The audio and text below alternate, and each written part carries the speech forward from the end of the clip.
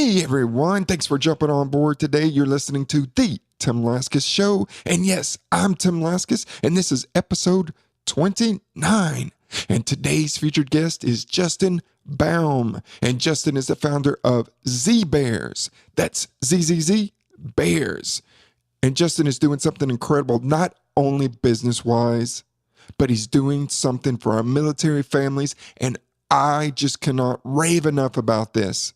He has this company where he sells teddy bears to kids who have problems sleeping at night. And his company donates bears to these military families who have lost, for these kids who have lost a mother or father in combat. I cannot imagine how devastating this must be for these families and especially for these children. And he donates these bears to these military families who have lost someone, giving their lives for a beautiful country. And I just cannot rave enough about what Justin is doing. But anyway, Justin's going to tell you a lot more in this episode. He's going to share with you how he got into 400 Target stores selling his bears. He's a lot of fun. He's a great guy. And after I had the interview, I was so inspired. I went onto his website at ZZZbears.com and I ordered a bear to be donated to a military family for a child who's lost a parent. And it will touch you, I guarantee you. And I want all of you who have heard this episode, reach out to me and tell me your thoughts. What are your thoughts about Justin, what he's doing? Because it's incredible. So stay tuned and enjoy. The Tim Laskus Show, in search of entrepreneurial gold. Tim digs deep into the minds of his guests. Entertaining, down to earth, and informative. Now, here's your host, Tim Laskus. Welcome, everyone. Today's featured guest is Justin Baum. Justin, thanks for joining me. Hey, it's great to be here, Tim. Thanks for having me on. Hey, we were just talking about being in the great outdoors, and you were telling me a story that you were out camping with your daughter. I think you said she's 12 or something. Right. And you thought you saw a Sasquatch, and you took off running and left her there. Was that true? Actually, she tripped me, and she was the first one to get the heck out of there, huh? Yeah, she's much faster at 12 than I am at 40-something. So, so you're quite the outdoorsman. That's true. Yeah, I mean, that might be an exaggeration, but to my daughter, I probably am. It's one of the favorite things that I do with her. We go backpacking, and it's a great way for her and I to connect, but also a great way for us to disconnect. We spend all day on the computers and iPads and all that, and we get so far out that we wouldn't even get service if we brought our devices, which we don't. So we have a great spot in the North Georgia mountains, and we go with my best friend and his son, and we just, have good old-fashioned fun shooting BB guns and making fire and playing in streams and, getting dirty and, just having fun with really no rules. And I know she loves it, and I know she's already talking at this age about how she's going to do it with her kids later. So it's great. That's awesome. Do you ever light marshmallows on fire and throw them at each other? No, but I'm glad my daughter's not listening, because you'd be giving her some pretty dangerous ideas. Yeah. What's her name? Emma. Emma, if you're listening, next time you go camping, like one of those big grand, they got they got some big marshmallows like the size of like a grown man's hand. You light one of those things on fire and launch it? Man, they're like a torpedo or something. I think you're going to be responsible for setting the wilderness. All right, just forget everything that I said. No. Well, anyway, Justin, you have a great story and you're doing some wonderful things. Why don't you tell the listeners a little bit about what you're focused on professionally and business-wise?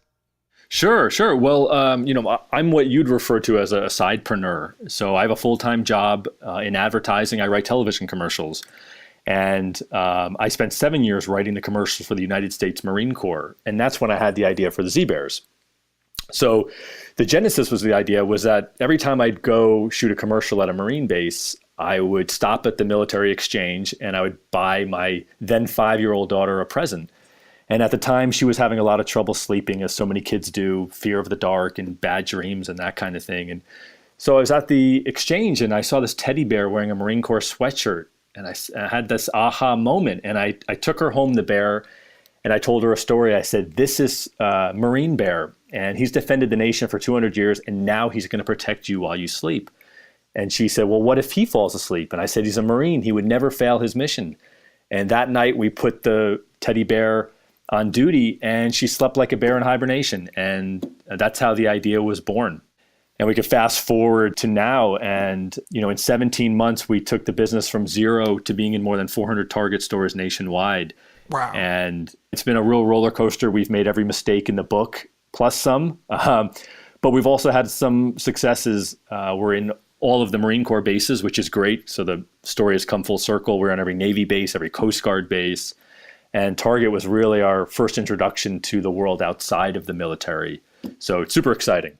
Wow. Now, how did you get this thing off the ground? I mean, I'm sure a lot of our listeners are going, that's an awesome story. And I mean, to be able to do that for our men and women, serving in the service and have that, out in all these Target stores. How did you get started with sewing bear? Did you do it by hand in your garage or something, or what?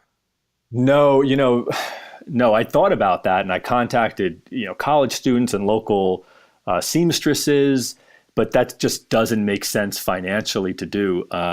So I did what so many people do, and I logged on to Alibaba.com, and I found a supplier or a manufacturer in China who was willing to turn on the sewing machines for a low run of 250. But I was taking a big chance. I didn't know who this was. I was wiring money to China. Oh. I'd never wired money before. I'm at Western Union. I didn't even know Western Union still existed. And I'm wiring money to some stranger in China, hoping that I'm going to have some bears show up in a couple months. And they did. And they were actually pretty decent. So I got a bit lucky. So we had this first 250, and we didn't have any retail boxes. I had some door hangs and some stickers printed up separately in the U.S., and I would just send things out, in a brown paper box, or cardboard box, I should say. And started with families and friends and put up a website. And interestingly enough, I got my first account by just going onto Facebook. I went into the Marine Corps Exchange Facebook page, and I sent a private message, which I thought would never get answered in a million years. And I simply said something like, hey, I have a great product. It's a bear that protects kids while they sleep. Especially great for kids whose parents are deployed. Would love to talk to somebody. Within 24 hours, I got a call. Actually, I got an email through my website from the head toy buyer. And next thing you know, we got a deal with the Marine Corps exchanges. And that set off set me down a whole different path, because retail is a beast, a total beast. Of course, I didn't realize how big of one until I got into Target. But even at the military exchange level, it's still a whole new world. And the language it might as well be in Mandarin. So we had very humble beginnings. Did you have a mentor along the way who had been down this road? I didn't. And that's one of the biggest mistakes I made, was really keeping to myself over that first year. I don't know why I did that. I think that's just my nature. It's just to put my head down and grind. But it turned out to be a really big mistake. And I learned that fairly early on. I think I learned it when I was going through this process of getting set up as a vendor with the Marine Corps, because they sent me this 15-page vendor setup document. And the only question I could answer on it was my name. Everything else was literally, I didn't understand what it was asking me. EDI, Dun and Bradstreet numbers. I didn't have the slightest idea how to answer these questions, markdowns and all of this. And Tim, for weeks, I couldn't sleep. I thought I was going to lose the account. I couldn't answer the questions, and I didn't know who to turn to. And a friend that I'd met on the internet, who was actually in the Navy, coincidence, he just happened to know a guy who was a military sales rep. I didn't even know what that was, but it sounded like it could help. So he connected me with this guy named Billy Hughes, and phenomenal guy. He said, no problem. He goes, send me the document. We had a conversation on the phone, and within 20 minutes, it was filled out. And that was a big lesson right there about the power of connections. Wow. Well, it sounds like it was kind of meant to be, because you ran into the perfect people who were able to make it happen for you.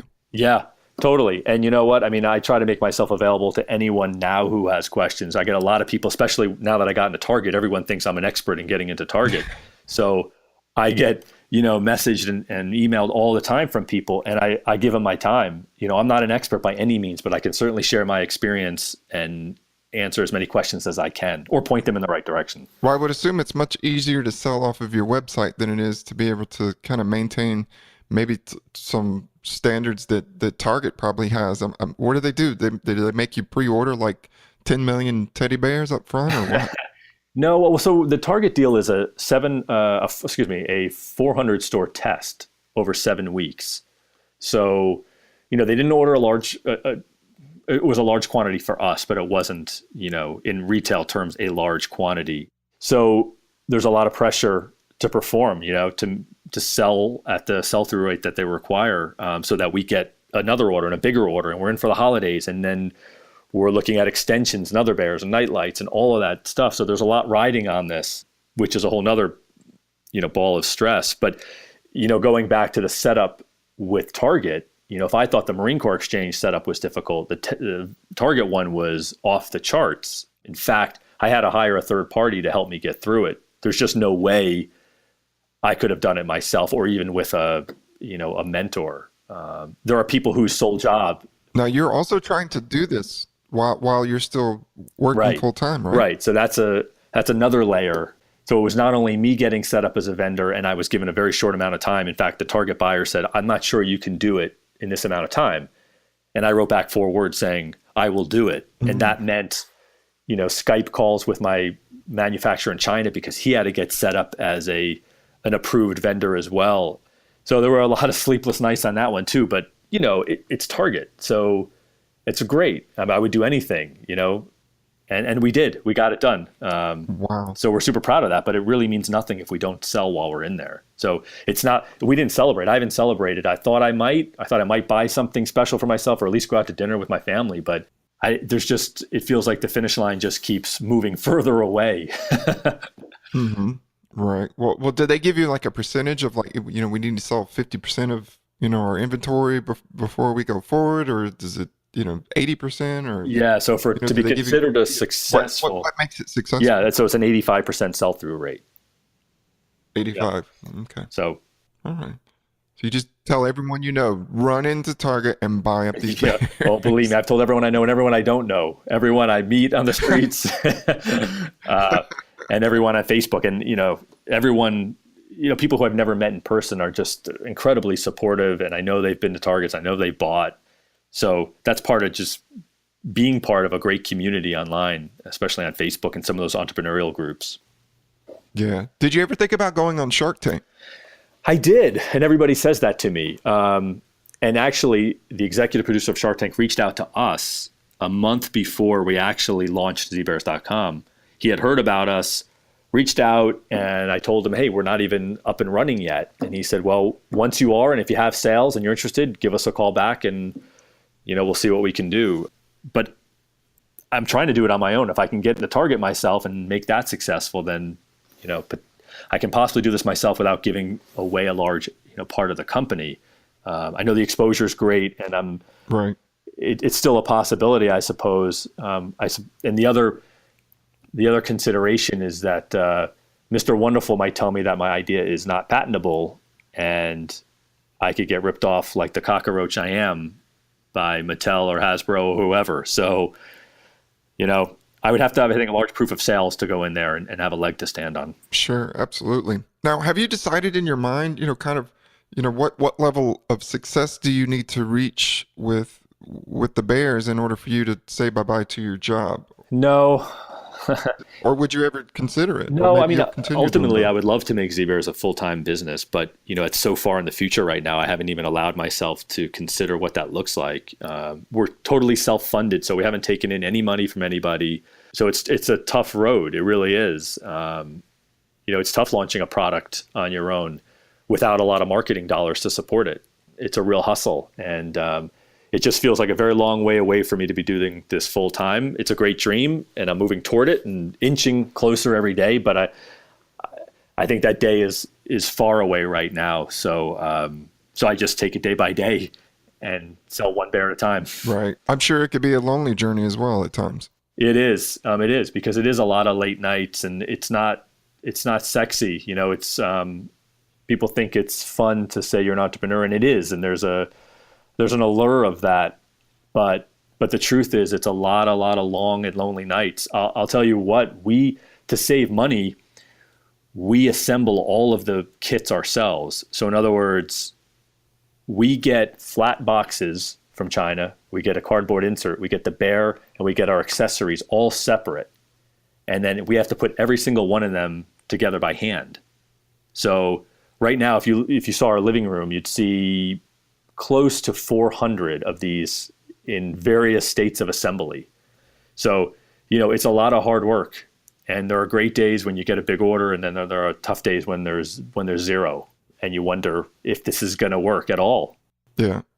Have you ever had a weekend where you invited a bunch of friends and bought a bunch of beer and said, come over, I'll give you free beer if you can put these boxes together? No, we haven't. You might have 2 bears in one box, or a box put together.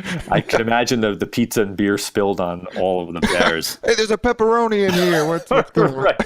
We live right near Wake Forest University, and a lot of our babysitters come from the school. So, I've been very close to pulling the trigger on having them come in and help. But we haven't yet, just because we're, I'd want to pay them something, and that's just money out of our pocket. So I'm willing to do the grunt work, and my wife helps as well.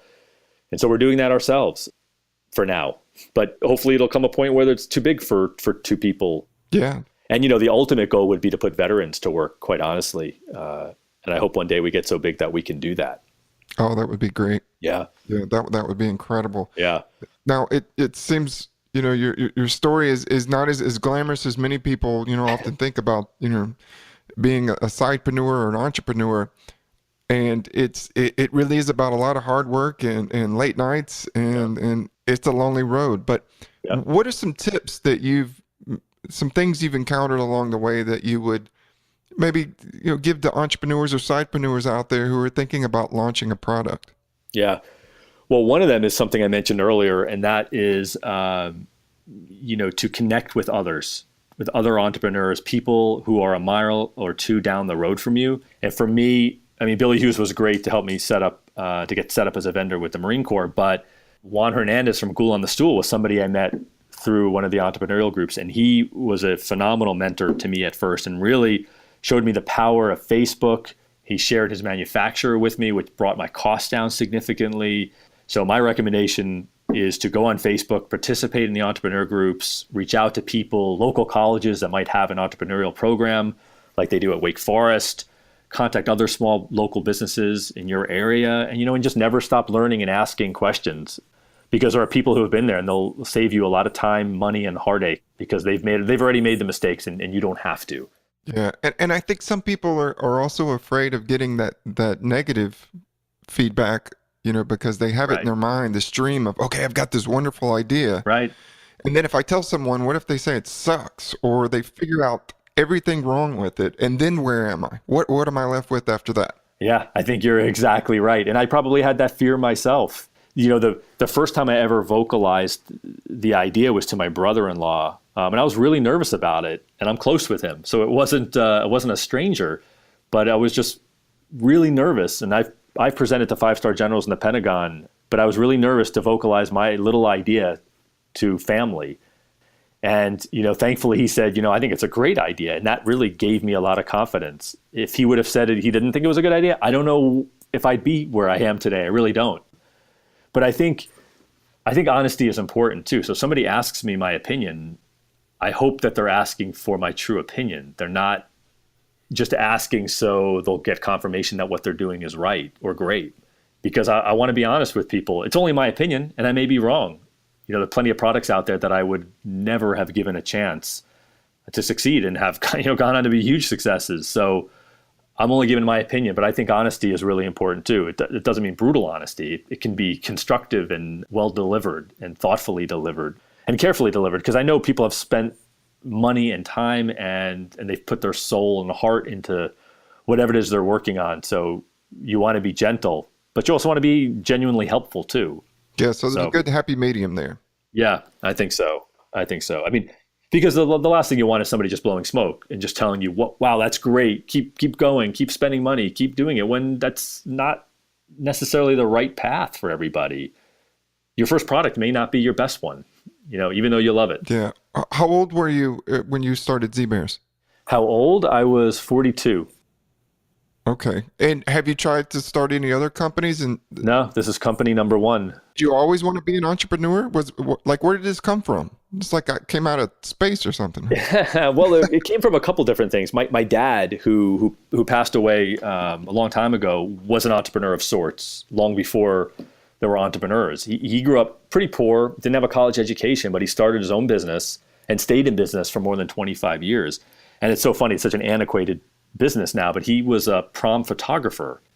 So he would literally go from high school to high school in the New York area and shoot those silly, overly posed photos of couples in their tuxes. And yeah, it's funny. And then in the 90s, digital photography became a thing, and kids were no longer paying for formal photos because they were snapping hundreds of their own. My dad's business went out of business, but I saw how hard he worked and how successful he was, and it didn't I guess mean anything to me at the time when I was young, but I guess there was something also buried inside of me that came out really only about 3 years ago. And it was because I was a bit unhappy at work. I just didn't feel in control of my career, or my future. And, I said to myself, I'm going to take control of my future and my career by starting my own business. And I remembered the idea I had that helped Emma so long ago. And I thought, wow, it helped her. I bet this could help lots of kids like her. It's solving a universal problem, children with problems going to sleep. And that's when I told my brother-in-law about it. And really, from the moment he said, I think it's a great idea, I hit the button on go, and we haven't stopped ever since. Well, I think a lot of our listeners out there probably really identify with you of feeling like they don't have control of their kind of, making money. They're working for someone else, and at any time, they could be canned, or, right. What would happen if I lose my job? And there's always, and when we went through the recession, a lot of people who were not laid off had this anxiety about being laid off. It's like, right. Oh my goodness, all my, I've got family, I have friends and acquaintances that I know that were laid off. I just know any day now it's going to be me. And so everybody started to adjust how they were living because they could be next. And so it was this ongoing anxiety. Yeah. Yeah, you're absolutely right. And it could happen at any time. And, I think when I was young, you grew up and you were expected to get a job. That's what you did. And it never even occurred to me to start my own thing. It really didn't. I went to work for somebody else. That's what you did. That's what everybody did. But I think, in the last, 10 years, and especially Shark Tank's helped make it, help starting your own thing pretty popular. It's become more accessible, especially with the internet and all of that. And it's been a great experience. I mean, if I went bust tomorrow, I wouldn't trade anything. I wouldn't trade that experience for the world. I've learned so much through this experience. It's made me 100 times better at my real job, at my regular job. Now I'm a businessman, and I understand what it means to be a client, and I understand manufacturing and importing and warehousing and retail and so many facets of business that just make me better at what I do every day. So it's really opened your eyes to many different aspects of business that you didn't know, and you've grown a lot as a person. You've been able to overcome many obstacles, and that really builds just kind of your self-confidence and esteem as you go along the way, as you figure things out. Yeah. And I think it's funny, it inspires people when people I know or people I work with find out about it. I think it surprises them, first of all, because nobody thinks about having a successful side business, or few people think about it in those terms. You have a full-time job, But I think it helps inspire people too. If this guy can do it, well, why can't I?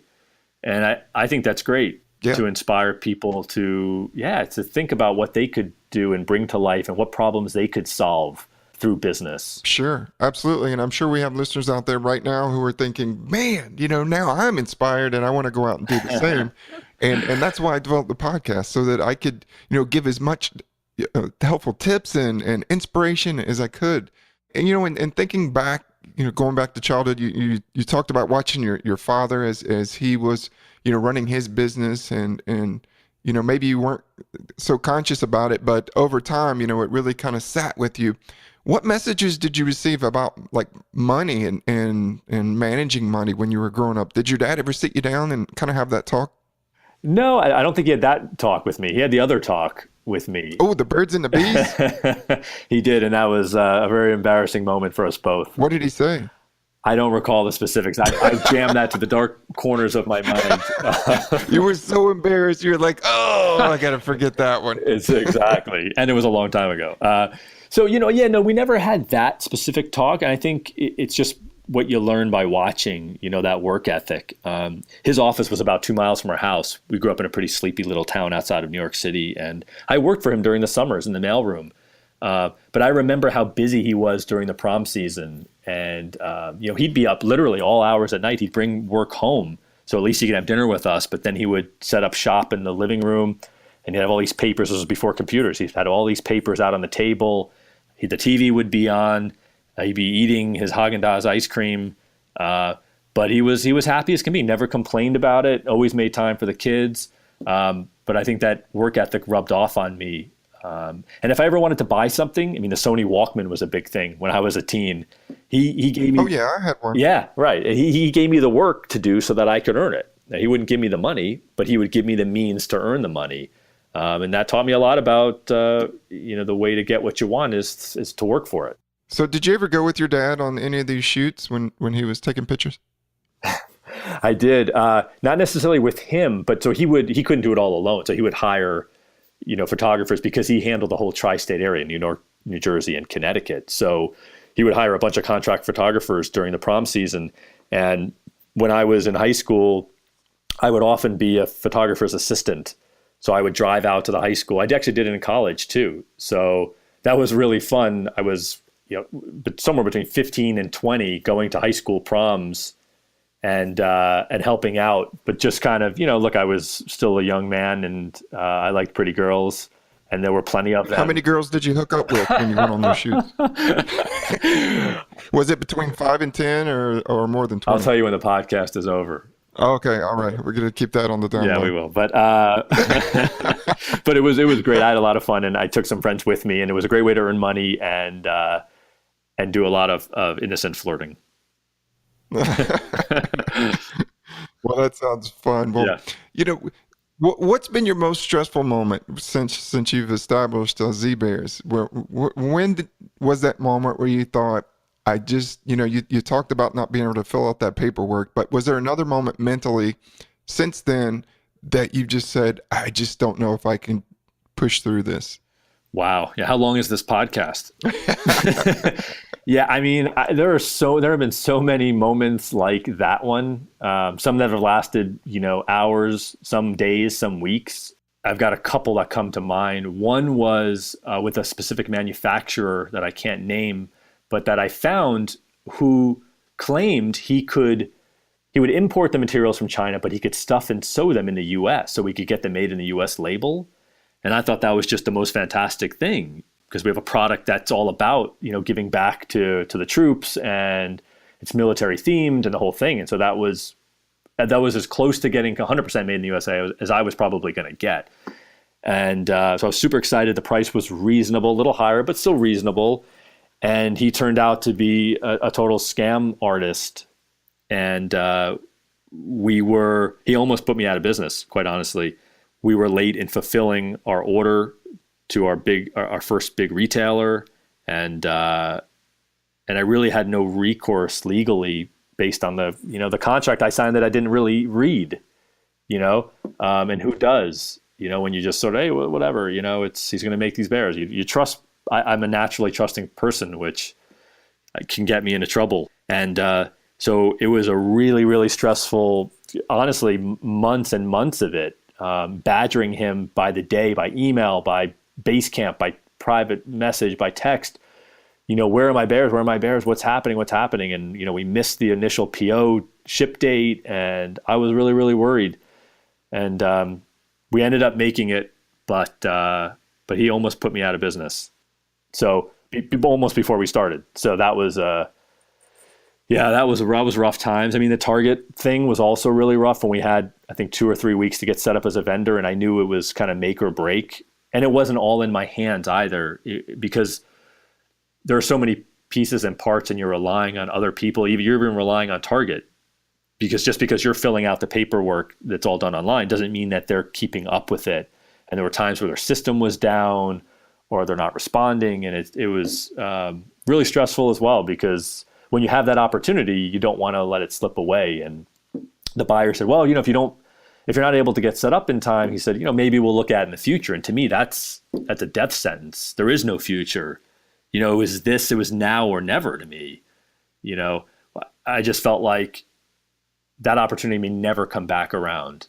And so I was given it now, and I had to make the most of it. And it was really, really stressful. And I relied on some really great people to help me get set up. And thankfully, we were able to make it. So it sounds like it's been an emotional roller coaster, but how do you mentally, do you have any strategies, like when you get stressed out, over something that's kind of out of your control? Because there are things that happen that are in your control, and there's others that you just don't have no control. Do you have any tips or anything that you do mentally just to be able just to, okay, how do I just manage this and let it go?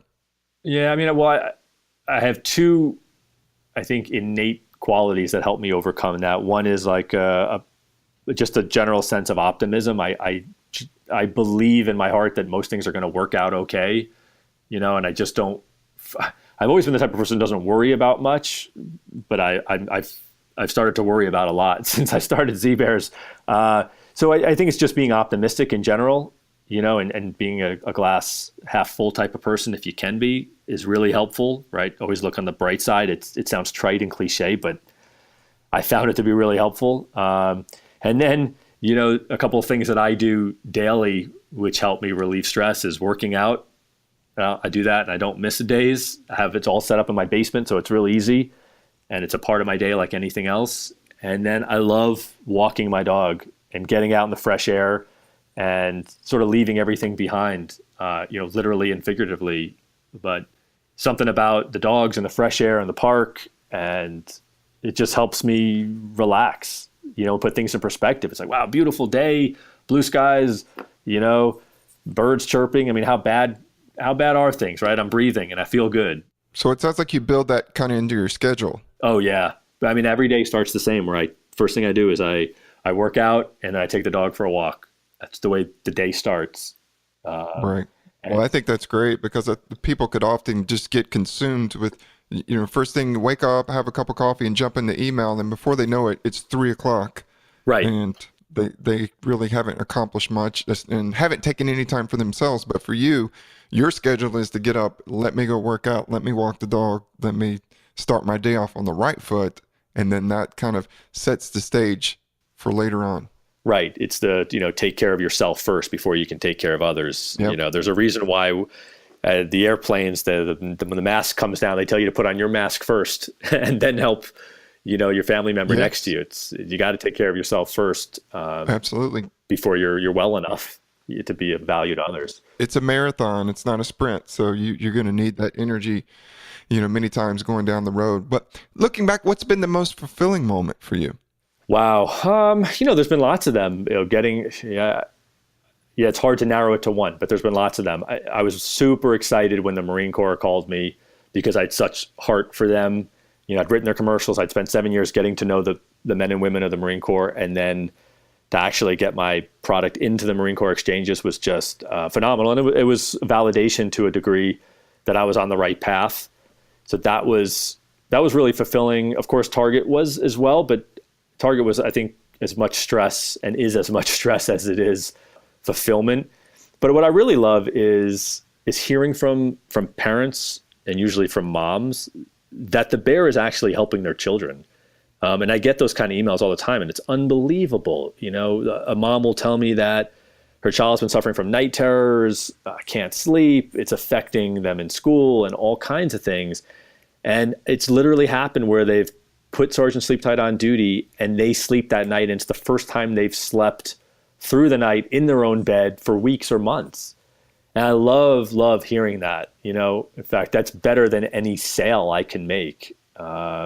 Because that's really what it's about. If we can help children sleep better at night and solve that problem, or help solve that problem, that's really of value.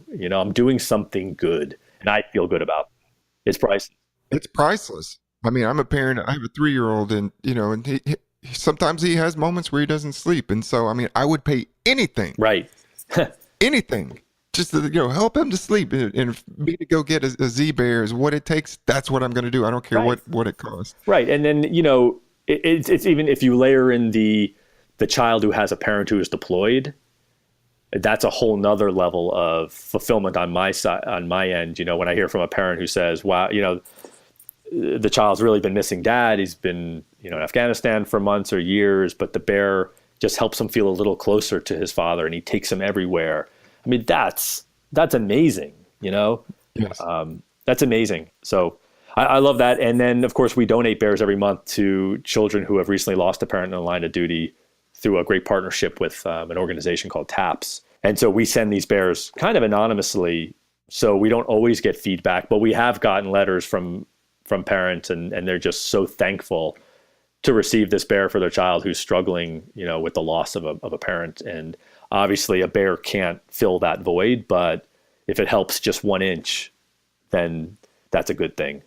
Wow, Justin, that's incredible. And for you to be able to do that is wonderful. Our men and women out there sacrificing, their time away from family, and many of them have sacrificed their lives. And for you to be able to, give back and to, help their children along the way is just incredible. And it just, wow. Yeah, there's got to be no feeling better than knowing, that you're out there helping these kids. Yeah, for sure. So that is great. Well, Justin, we've come to the end of the show. You've been a fantastic guest, and you've shared some helpful tips, and your story as a sidepreneur, and it's not all glamorous. And you really gave a good inside look of what it's like to be a sidepreneur. And I think you provided a tremendous value for our listeners today. But before we go, can you tell the listeners where they can find your website and anything on social media that you have out there? Sure. Well, of course, if your child is having trouble sleeping, go to zbears.com. That's ZZZ bears.com, 3 Z's. And of course, we're on all of the usual social channels, especially Facebook and Instagram under ZBears. So stop by. Leave us a comment, a message, a question, or, buy a bear or 10. Or in fact, if you want to go to zbears.com and donate a bear to a child who's lost a parent in the line of duty, you can do that as well. So I encourage you to support our troops and help children sleep better at night. Well, Justin, I'm going to go on your website and I'm going to donate one. So I would encourage everyone out there who's listening to do the same. Thank you, Justin. You're an amazing guy, and I look forward to watching you on this wonderful journey that you're on. Tim, I appreciate you giving me the platform to tell my story. It's been a blast, so thank you very much. Absolutely. Take care. All right, bye-bye. Want more entrepreneurial tips? Go to timlaskus.com.